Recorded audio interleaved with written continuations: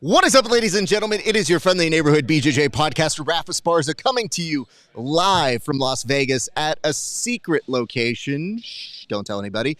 And I'm so stoked that you guys are joining us for a live installment of the Bullpen. Guys, the PGF draft is about to start. We are just minutes away, but before we get to the PGF draft, we're checking in with myself and my longtime friend and companion, one Timothy J. Freeman. Tim, sir, how stoked are you about today's draft, sir? It's season 9 draft day, Raf. I am also stashed in a top secret location that not even the commish knows about. That's how stoked I am for the draft today. We got franchise players returning with a big pool of potential athletes. Not everyone's going to go home on a team today. Look, I know how that feels. I did get picked last in kickball at school. So, hey, I can sympathize with you, but it's going to be a great night. I can't wait to watch this drama play out. Tim, I hate to already correct you, but I think my math was wrong. Everybody does actually get picked up by the team. So that is on me because that was information I did feed you. But Here's the good news. Now I'm bummed. Well, the good news is we're going to be able to tell everybody how this works. So, Tim, let's start off with this. The first board topic is that of franchises. Now, in case you're tuning in and you've never seen how this works, yes, there are going to be 4 teams. And if you've been here before, you already knew that. But things have changed. Tim, how exactly have things changed for Season 9? Well, I got to tell you, Season 9, February 4, 2026, mark this down. This is the start of the franchise era for the PGF. This is the first season when all 4 teams have complete ownership. It's not just a sponsor who came in to carry a team for a season. Nothing wrong with that, but this is ultimately the direction the PGF was trying to move in, and this is the first time it's been done. We have the Las Vegas Kings. We know that these are the New Hope Kings, rebranded as the Las Vegas Kings. They are probably the heritage team in the PGF when it comes to franchises. Then we have a return of the Alabama Twisters. We saw them jump onto the scene last season. We've got 2 new entries now. We have the Philadelphia Phenoms and the Colorado Wolverines, who we know the owner of that. He's one of us. One of us jumped up to the big times now and is owning a team in season 9 of the PGF, Raf.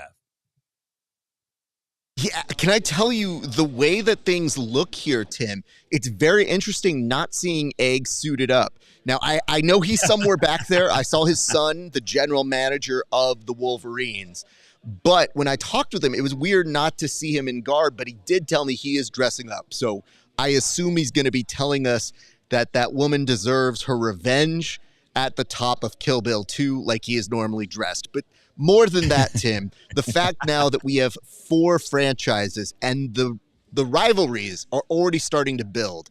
And I love the fact that today you have seen people courting one another. Like a lot of the athletes have been coming up, mingling, trying to make their last impressions before everything gets said and done. And yes, money is about to go down here. And just so that people understand, Tim, there are some people that already have a home. Some people have already found their franchises. So let's start to detail the who's who of who we've seen before and who also has a home for their PGF season thus far in.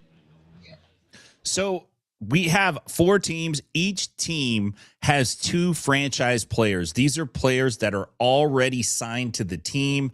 They don't have to go through the draft. They're the franchise players. They got a slot on this team at this weight class, which is 175 and under. So Las Vegas Kings, we got 2 guys that are return veterans to the PGF, both superstars in my account.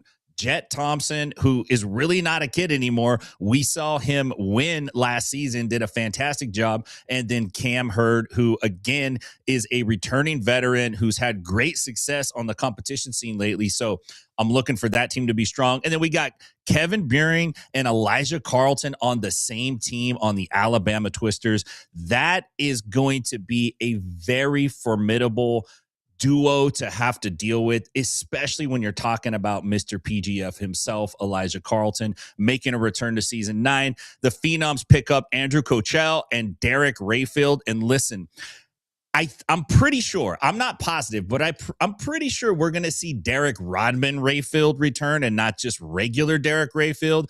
And if I know anything about Derek Rodman Rayfield, we could expect to see fireworks from him.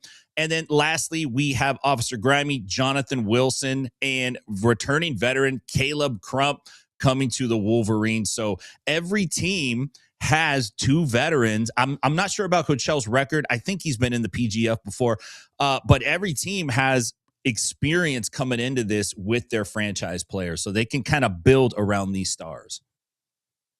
I'm glad you mentioned that because a little bit earlier here, I had the chance to talk with Derek Rodman Rayfield, and he was telling me he's looking to turn it on. Like, he's here to oversee things, but he feels great already having a home. And that is the advantage some people who are coming to visit here have today.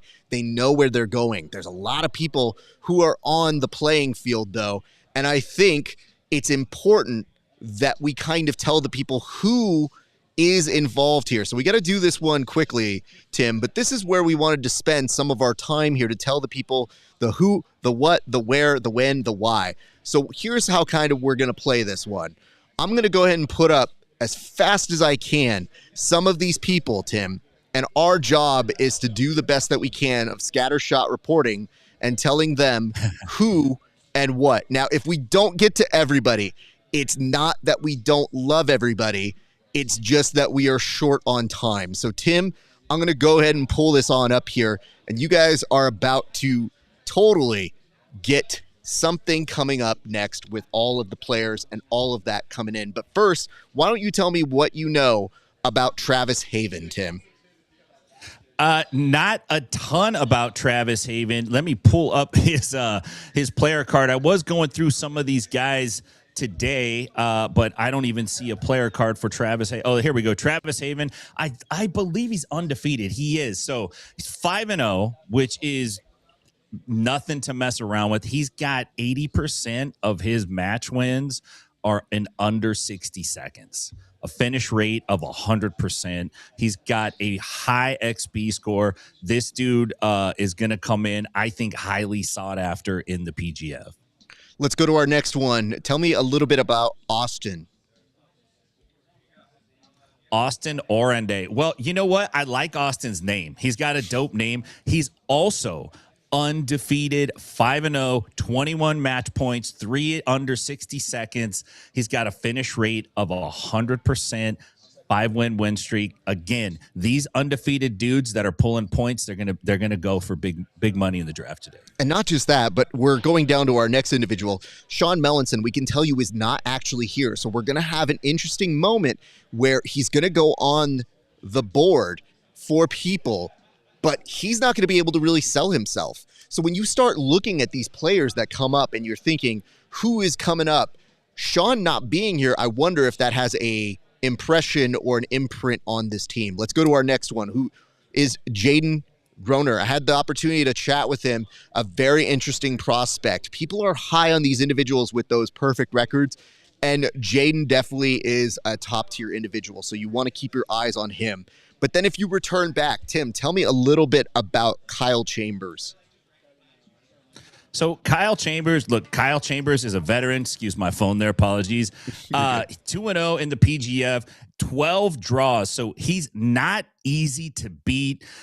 He has a lot of experience in a lot of different formats. He's got a very crafty late game. The question is can he pull off wins in the allotted time frame? Because some of his stuff, it needs a little time to set up. Not sure exactly how that's going to fare, but he's a very solid stopper for sure.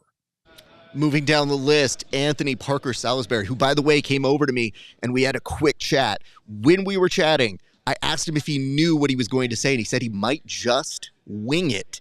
But I gave him a little bit of advice. We'll see if that advice pays off. If it's great, I gave him that advice. If it sucks, he did it on his own. We move now to Sam Schwarzenfeld. What can you tell me about him, Tim?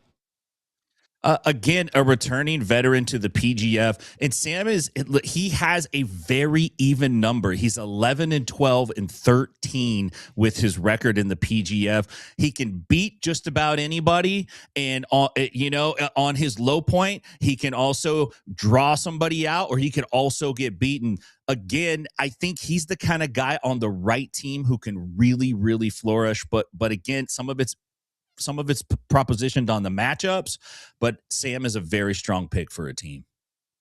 Would concur, and I'll tell you a little bit about Brett Moyer. Brett Moyer was recently doing one of the last qualifiers here. Now, he took the runner-up position to J.J. Bowers, but they decided to give both of them a bid to come here tonight.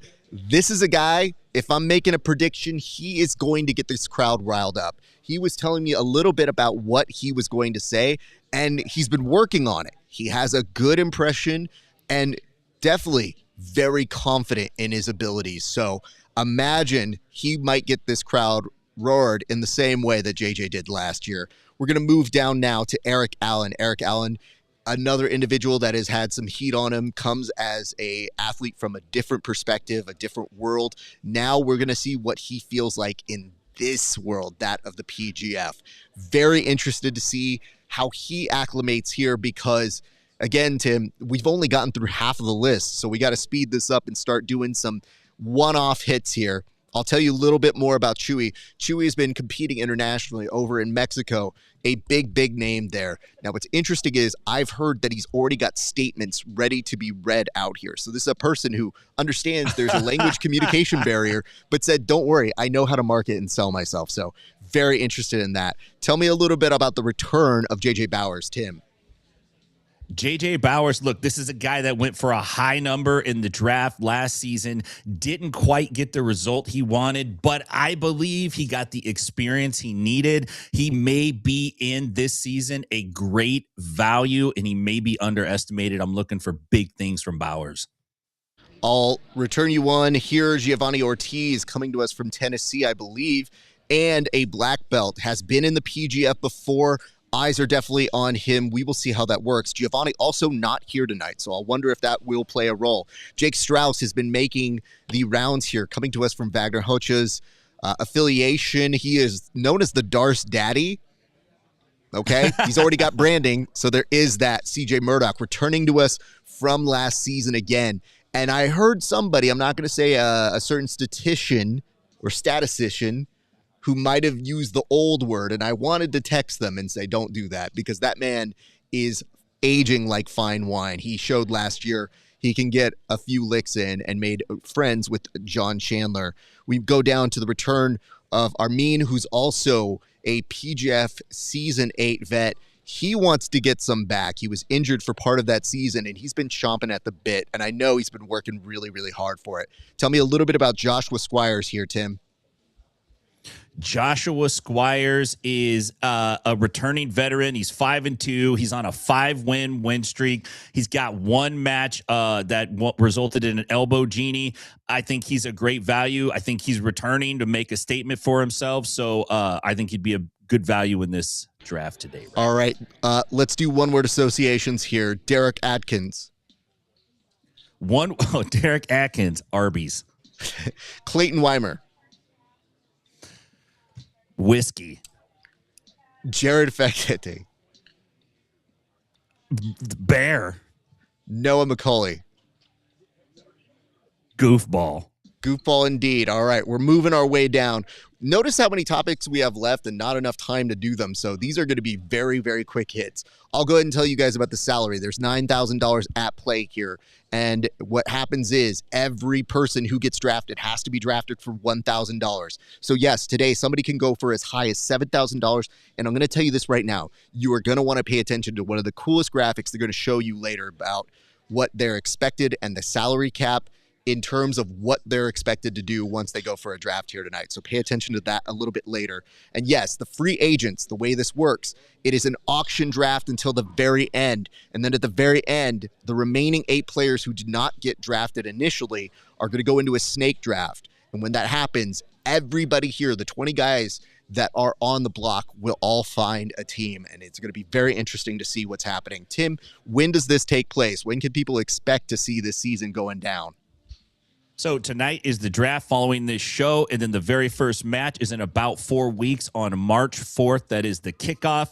We will have weeks 2 and 3 and 4 following that. Week 4, I believe, is the team finale, and week 5 are the playoffs. I think those are accurate numbers, but double check. But for sure, it's free on YouTube. You can find it there. Opening day is March 4th.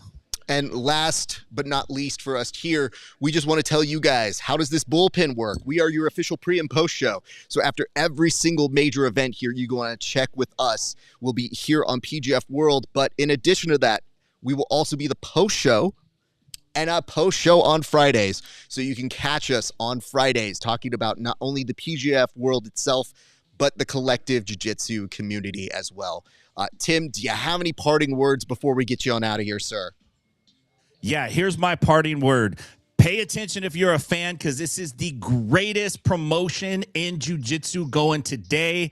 And if you're an athlete, you got 4 weeks, to get ready. This is it. This is your chance. Don't put it off for season 10. You need to bang in season 9. So let's have to make your way back on over to class, but we're going to kill you out this way, and we're going to make sure that your presence is felt. But ladies and gentlemen, Tim Freeman, he'll be back with us for much, much more later this week. But don't go anywhere when this draft is done. Your boy's going to be interviewing here, me, Rafa Esparza, everybody who is here. I'm going to have at least a couple minutes with once they get drafted. So just know, don't go anywhere once the draft is done. We have so much show. And of course, opening day is on March 4th. But for right now, we're going to kick it on over to our main broadcast partners and let them know it's time to kick this thing off. Welcome, ladies and gentlemen, to the PGF Draft.